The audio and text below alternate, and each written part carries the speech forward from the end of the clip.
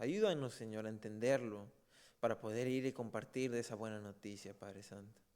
En el nombre poderoso de tu Hijo amado y de nuestro Señor y Salvador Jesucristo. Amén.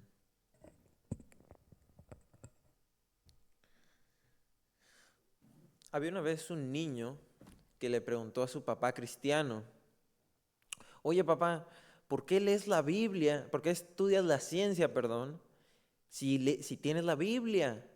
Y el papá le agarró una manzana, la partió a la mitad y le dijo: hijo, la ciencia me explica cómo es que esta manzana se desarrolló, cómo es que las raíces agarraron agua, cómo es que las hojas se alimentaron del sol, pero la palabra de Dios o la Biblia me enseña quién hizo esta manzana y por qué es buena para mí.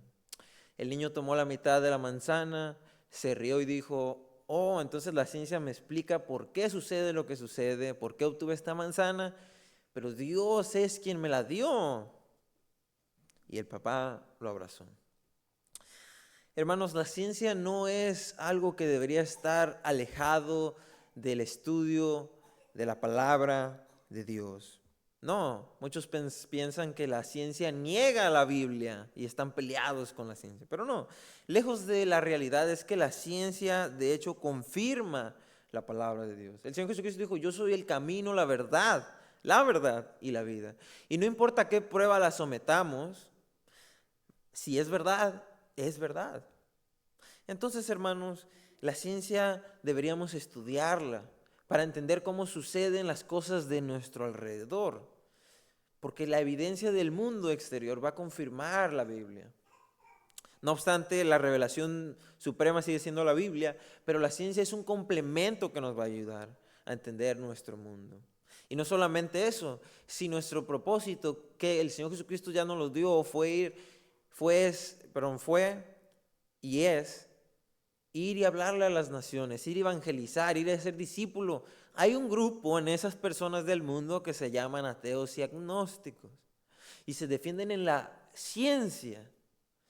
Y si nosotros queremos ir a evangelizarlos, debemos estar preparados. No que nuestros argumentos los van a transformar, ese es el Espíritu Santo, pero sí debemos estar preparados, como nos dice el apóstol Pedro, para dar argumento de nuestra fe.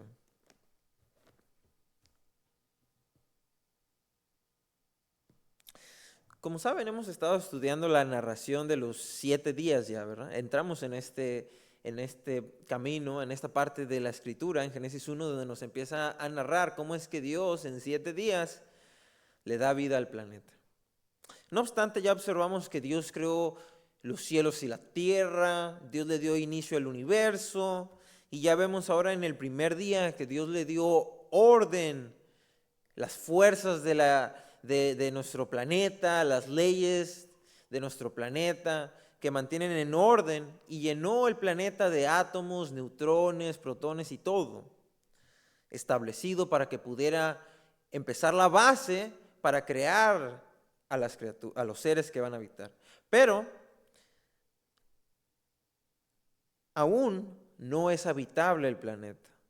En el Génesis capítulo 1 del versículo 3, donde Dios ya le dio orden, cuando hace la luz, hace las fuerzas del electromagnetismo y todas las fuerzas, como dijimos, aún no es habitable. Ya tiene el orden y la estructura para empezar a moldearlo, para empezar a crear seres, pero aún no es habitable.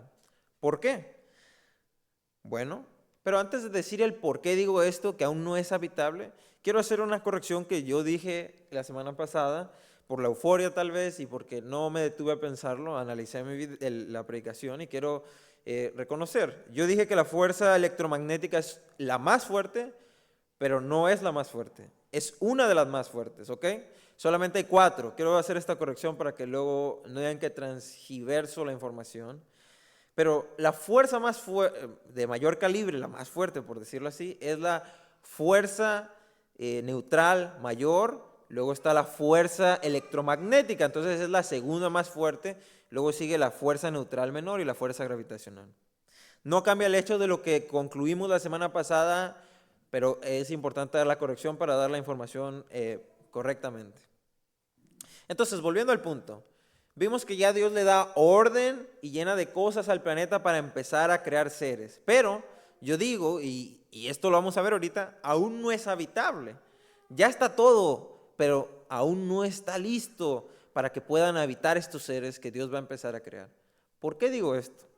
Bueno, hermanos, en la realidad en que nosotros vivimos hay un sol, ¿ok? Y este sol genera rayos ultravioletas.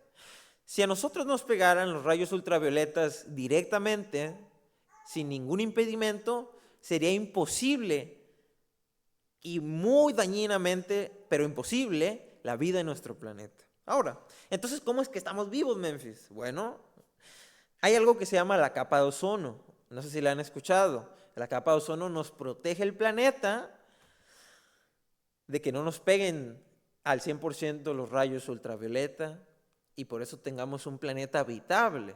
Bueno, entonces, ¿cómo se forma la capa de ozono? Bueno, a través del oxígeno. Cuando el oxígeno que genera el planeta, como en las plantas o los fitoplanctons, o sea, los pequeños plantas acuáticas del océano, por así decirlo, cuando pegan con los rayos ultravioleta, se dividen, ¿ok? Vamos a entrar en tecnicismo, pero por favor síganme. El oxígeno se le conoce como O2, esa es su molécula.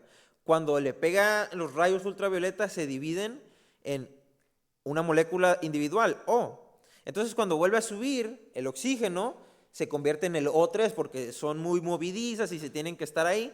Entonces, este O3 es la capa de ozono en nuestro planeta que nos protege. Ok, tal vez diga, ¿y qué tiene que ver eso? Ok, vamos a analizarlo. Le preguntamos a la ciencia moderna hoy en día, ¿cómo empezó la capa de ozono? Porque eso es lo que nos permite que sea habitable el planeta, ¿ok? ¿Cómo se originó? ¿Cómo se formó? Ellos te van a decir, bueno, en la evolución tuvo que haber plantas, ¿verdad? O, ¿cómo le dicen? Anfibas, y luego se crecieron en plantas y producieron oxígeno y por miles de millones de años se hizo la cantidad correcta de fitoplantas, que vienen siendo plantas acuáticas, y plantas de la tierra, entonces produjeron oxígeno y se hace la capa de ozono. Bueno, tenemos dos grandes problemas aquí. ¿Cuáles son esos dos grandes problemas? Número uno, en la evolución no puede haber un grupo que haya evolucionado así de miles a millones de plantas o de seres. No, ellos dicen que fue un ser individual, unos cuantos pocos, por decirlo así, que brincaron o dieron un salto, ¿verdad?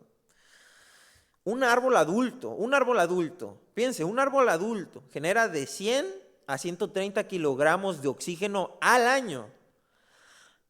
Y esto es imposible, su propio oxígeno de todo el año, no de un día, no de un minuto, de todo el año, no puede generar una capa de ozono suficiente para proteger el mundo, ni protegerse a sí mismo, ¿ok?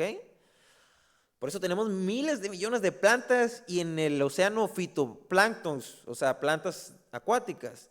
Y esto genera la capa de ozono. Ahora, en el principio no había plantas, no había seres que produjeran oxígeno. Un árbol adulto por sí solo en un año no es capaz de producir suficiente oxígeno para producir una capa de ozono. ¿Cómo es posible que un ser que no sabemos ni cómo evolucionó una planta, es algo tonto, pero ellos dicen que sí, cómo entonces un solo ser o unos cuantos pocos producieron suficiente oxígeno para crear esta capa de ozono y protegerlos de los rayos ultravioletas? Es como el acertijo del huevo y la gallina, ¿no? Para ellos. ¿Qué fue el primero, el huevo o la gallina? Obviamente nosotros sabemos por la palabra de Dios que fue la gallina, pero ellos están en un ¿cómo se le dice? En una analogía circular donde razonan, ¿no? Si las plantas fueron primero, ¿cómo se produjo la capa de ozono? ¿Cómo se protegieron de los rayos ultravioletas? Si la capa de ozono fue primero, ¿de dónde consiguió el oxígeno para crearse? Son preguntas que la ciencia, cuando rechaza a Dios, usa la ciencia de una perspectiva atea, no tiene respuestas. Y van a divagar en el asunto. Es que las plantas y millones. No, ve, respóndeme esto. No hay una respuesta. Ahora, ¿por qué traes todo esto al tema, Memphis? Bueno, porque lo interesante de esto es que vamos a ver bueno, quiero dejar claro que la Biblia sí tiene una respuesta a este gran problema de explicación del origen de la vida en nuestro planeta. Génesis capítulo 1, versículos 6, 7 y 8. Vamos a ir ahí. Génesis capítulo 1, versículos 6, 7 y 8.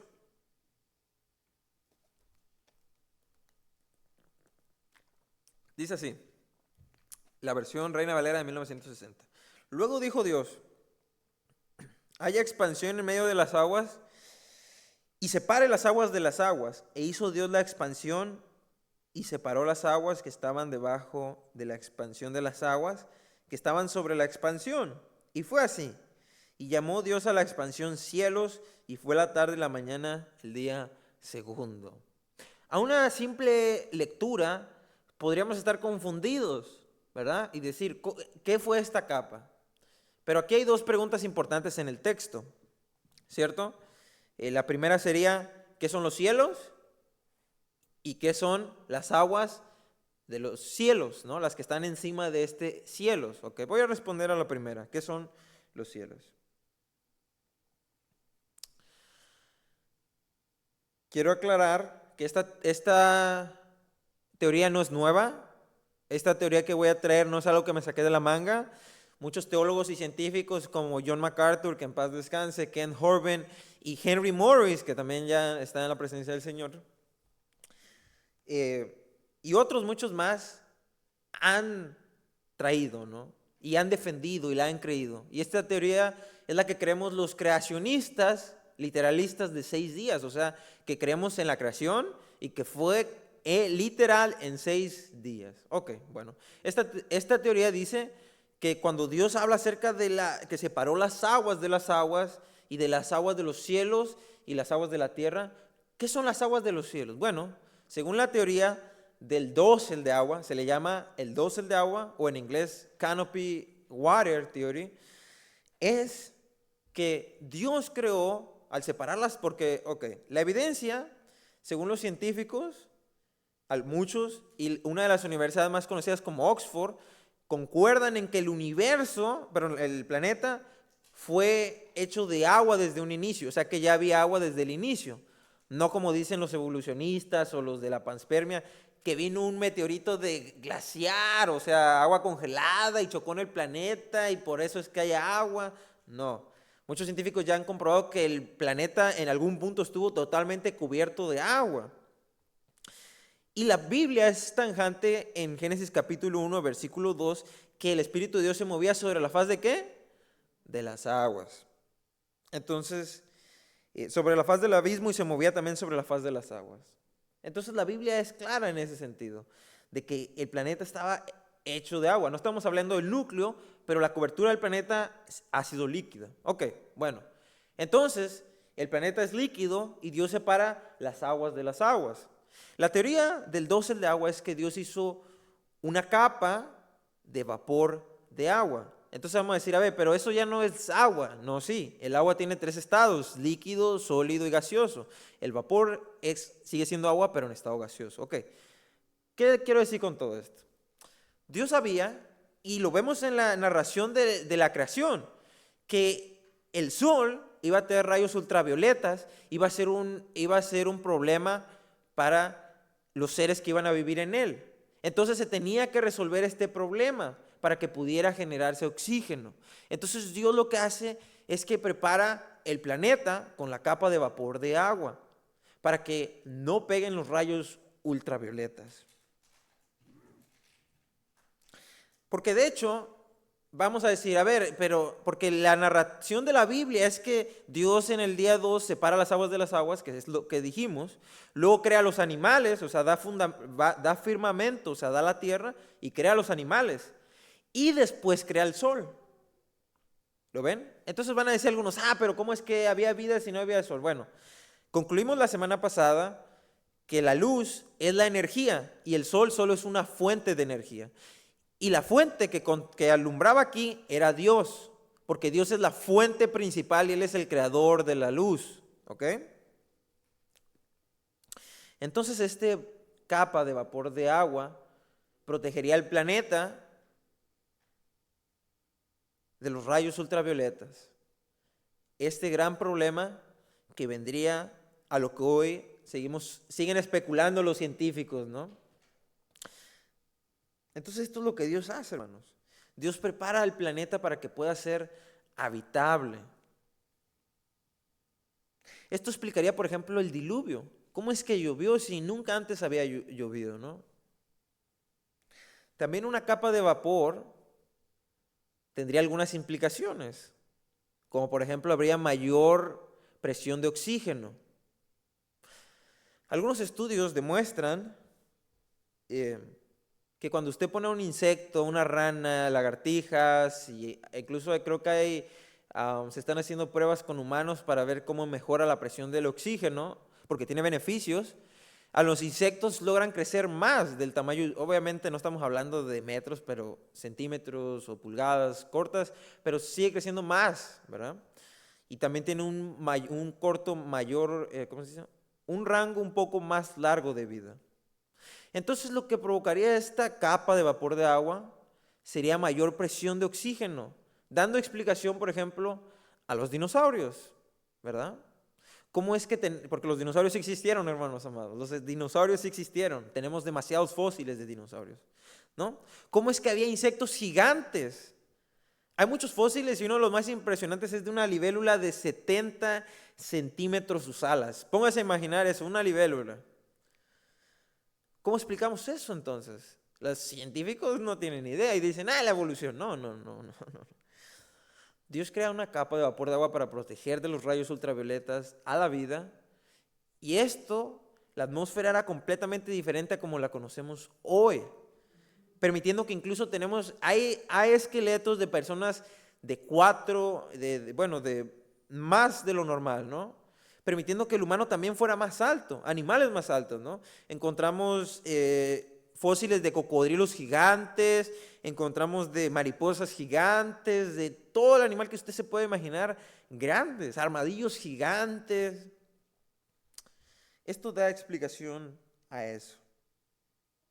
Pues de hecho, según un muy respetado creacionista, Kevin Hovind, uno de mis favoritos en cuanto al creacionismo, para él los dinosaurios no son más que reptiles gigantes.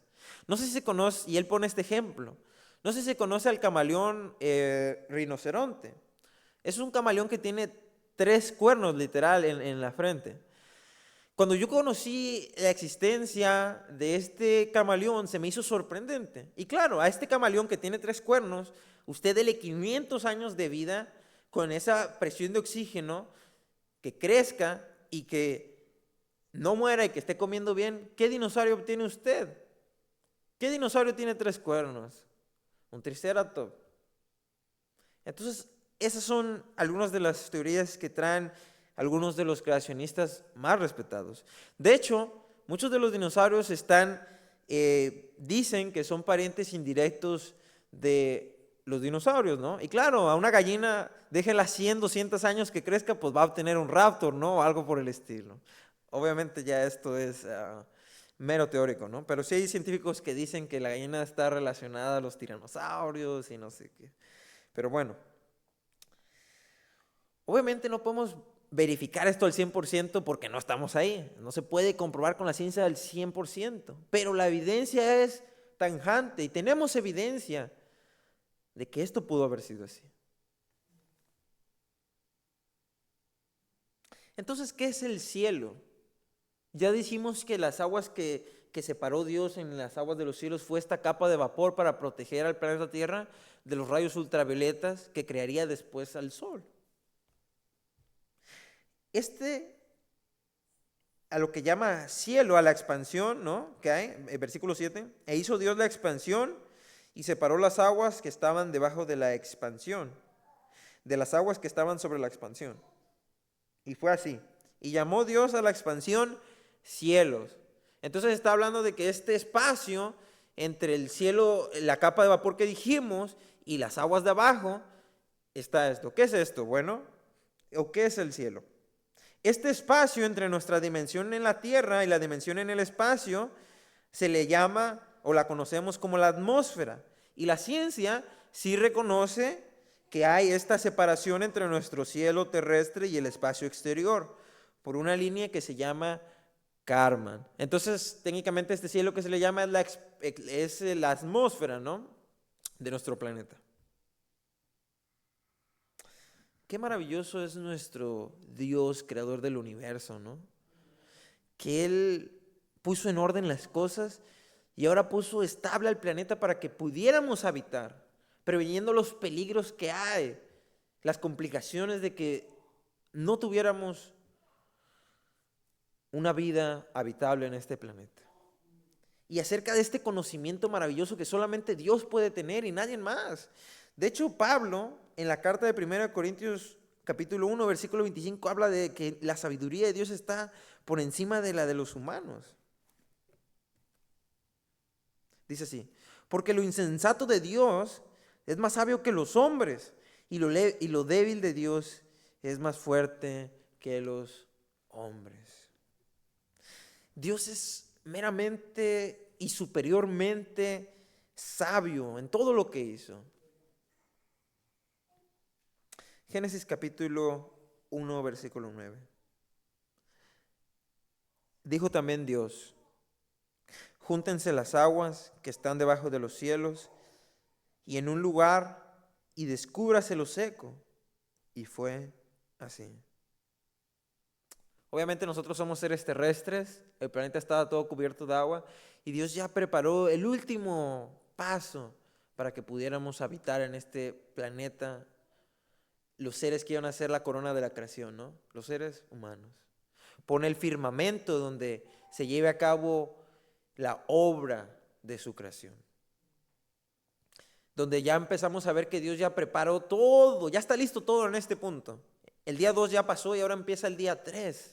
Este es el día 3, donde ya separa las aguas y le da el firmamento, donde prepara la capa de vapor de agua para que el planeta sea habitable cuando cree el sol, ¿no?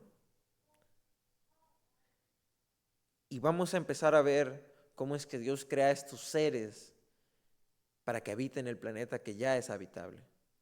Pero eso lo vamos a ver en el siguiente estudio, el siguiente viernes. Vamos a resumir todo lo que estuvimos aprendiendo que Dios hizo en el día 1, 2, hasta ahorita, ¿no? Dios en el primer día da orden al planeta, lo llena pues sí, podemos decirlo, materia y cosas para que pueda crear los seres vivos. En el día 2 hace habitable y en el inicio del día 3 prepara completamente el planeta para que su creación, sus seres vivientes lo habiten. Entonces Dios le da orden para que funcione, número 1, correctamente. Le dio el inicio del tiempo, estableció el tiempo, número 2. Le dio las condiciones atmosféricas para que pueda ser habitable, número 3. Y le dio la base para que puedan habitar seres terrestres, aéreos y acuáticos, hermanos. Qué grande es Dios. El planeta ya está listo en este punto para que empiece a crear los seres. Y lo vamos a ver en el siguiente estudio bíblico, pues hay mucho de qué comentar en este día tan maravilloso donde empieza a crear los animales y los seres humanos, ¿no? Y pienso que aquí lo importante es que, aparte de que dijimos que la ciencia es buena estudiarla y deberíamos estudiarla para cuando vayamos a evangelizar. Hay gente que tiene problemas comprendiendo esto y tiene problemas chocantes por lo que le enseña la ciencia moderna con lo que dice la Biblia literalmente de Génesis 1. Es una declaración chocante y estudiar la ciencia no los va a convencer, pero les va a por lo menos dejar saber que sí hay evidencias que demuestran que la Biblia es verdadera. Por eso debemos estudiar. Y número 2, cuando observamos todo lo que Dios hizo con detalle, con precisión, anticipando los problemas que vendrían, que ningún otro humano puede, y aún siguen especulando cómo se resuelve el problema de los rayos ultravioletas y la capa de ozono. Cuando la Biblia lo dice, ellos todavía ni siquiera sabían ni conocían que había algo que se llamaban rayos ultravioletas que nos iban a dañar y que había una capa de ozono que nos protegía. Sin embargo, ya la Biblia esto lo escribió Moisés, a lo que creemos, ¿verdad? Podría decirse que fácil, más de 3,500 años, este libro ya lo anticipaba. Si no es que más años, ¿ok? Pero este libro ya lo anticipaba. Y da la solución que hoy ellos no encuentran. Dios crea esta capa de vapor de agua que Dios es capaz de hacerlo, ¿verdad? Y luego genera los animales para que en el proceso donde después Él traería el juicio del diluvio, generen el oxígeno que esta capa protegería de los rayos ultravioletas. Ese es Dios, ese es el grande Dios al que servimos. Entonces por eso debemos estudiar la ciencia. Pero la palabra de Dios sigue siendo nuestro fundamento, hermanos amados. La ciencia es un complemento, pero la Biblia es nuestro fundamento. Y nunca deberíamos de ser malagradecidos con nuestro Creador. A veces lo somos. Nunca hemos considerado o pensado en lo maravilloso que es Dios, que preparó un planeta especial, el único habitado hasta ahorita que hemos encontrado, para que nosotros habitemos. Porque yo nunca he escuchado a alguien quejarse de que le faltó aire. Que diga, hoy el día el oxígeno estuvo muy bajo. O yo nunca he escuchado a alguien quejarse de que las leyes ya no funcionan como funcionaban ayer. Leyes del universo. ¿O cuándo has visto que la silla se levanta así nomás porque sí? El universo sigue estando perfectamente habitable. Y algunos van a decir, ay, ¿qué hay de las catástrofes? ¿Y qué hay de esto? Bueno, yo no he visto la extinción de los seres humanos. Yo sigo vivo. Yo tengo un acuario en mi casa y los peces ahí también siguen habitando. El planeta sigue siendo habitable completamente. Obviamente, nosotros creemos en que el mundo ha caído en su naturaleza pecaminosa, ha decaído de la gloria de Dios, pero sigue siendo funcional y habitable para los seres humanos. Entonces nunca deberíamos olvidar lo bueno que es Dios, ser agradecidos con Él. Y tal vez a veces en nuestra vida tengamos problemas, ¿no? Enfermedades. Y tal vez pensemos que no hay nada por qué agradecerle a Dios. Bueno, recuerda Génesis 1, que Dios hizo un planeta perfecto, donde los rayos ultravioletas ni tenemos idea de que no nos pegan completamente. Si nos pegaran completamente, tendríamos cáncer y nos estuviéramos muriendo en este instante. No tenemos ese sufrimiento. Dios es perfecto y hizo todo perfecto y bueno para nosotros. Voy a leerles Jeremías capítulo 31, versículo 35 y 36.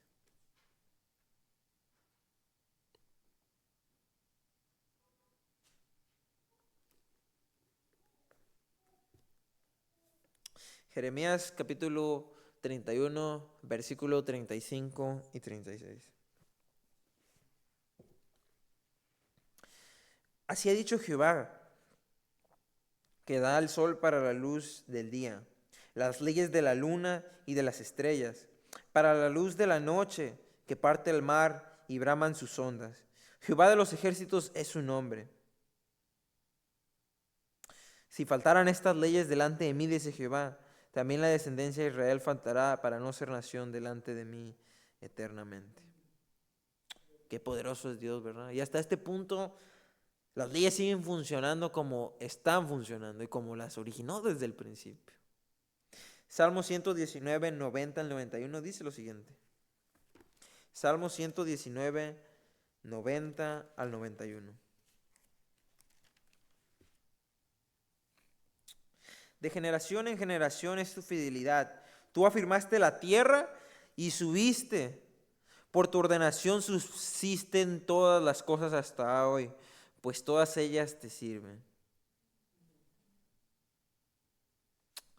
Dios ha creado un planeta perfecto y habitable para nosotros. Por lo cual, hermanos, siempre va a tener algo por qué agradecerle a Dios. Hasta el día en que regrese y este mundo sea destruido, ¿verdad? Y empiece el nuevo mundo y la nueva ciudad y el nuevo reino de Dios. Pero hasta que este mundo tenga existencia, siempre va a tener un propósito por el cual agradecerle a Dios. Y es que el planeta en el que vivimos es completamente habitable y perfecto. Y bueno para usted, para mí y todos los que en él habitamos. También recordar que les invito a estudiar, hermanos, un poco la ciencia, o mucho la ciencia, para poder evangelizar a aquellas personas que rechazan a Dios y se refugian en una interpretación de la ciencia. No en los datos de la ciencia, en una interpretación de la ciencia. Entonces, con esto en mente, deberíamos agradecer a Dios todos los días de nuestra vida por ello. Porque no solo ha creado el planeta de manera perfecta, sino que nos lo reveló en el Génesis capítulo 1, del 1 al 23, cómo es que creó la vida en nuestro planeta. Y no solamente eso, sino que ese creador se quiere relacionar con nosotros. Y eso es lo más impresionante de todo. Entonces, vamos a hacer una oración y con esto culminamos. Gracias, Padre Santo, por tu palabra, porque a través de ella entendemos que tú eres verdad. Y cómo creaste el universo, cómo creaste la vida en nuestro planeta, cómo anticipaste esos problemas que vendrían, esas complicaciones. Y tú encontraste la mejor solución, que ni aun los científicos modernos que te rechazan a ti no entienden y no logran comprender cómo es que resolviste este problema, cómo es que se resolvió este problema de los rayos ultravioleta. Pero tú sí, Señor, y te damos gracias por ello. Te pedimos que nos ayudes a estudiar, Señor, la ciencia, para ir a evangelizar a aquellas personas que se ocultan en ella, que se refugian en ella para rechazarte a ti. Y irles y dejarles saber que la ciencia también es una evidencia de lo que tú has creado y que apunta a ti y no a cuentos, Señor. Te pedimos por aquellas personas que tienen problemas, que batallan con entender esto. Te pedimos que tú, Espíritu Santo, seas convenciéndolos y renovándoles la mente, que pueda abrir sus corazones para que tu palabra entre y les llene de vida. Te lo pido, Padre poderoso. Te pido perdón, Señor, por cualquier error que haya cometido. Y te pido que seas tú bendiciendo a aquellas personas que nos escucharon y a aquellas personas que estamos aquí y fuimos bendecidos por tu palabra, Señor. En el nombre poderoso de tu Hijo amado y de nuestro Señor y Salvador Jesucristo. Amén. Quedamos despedidos.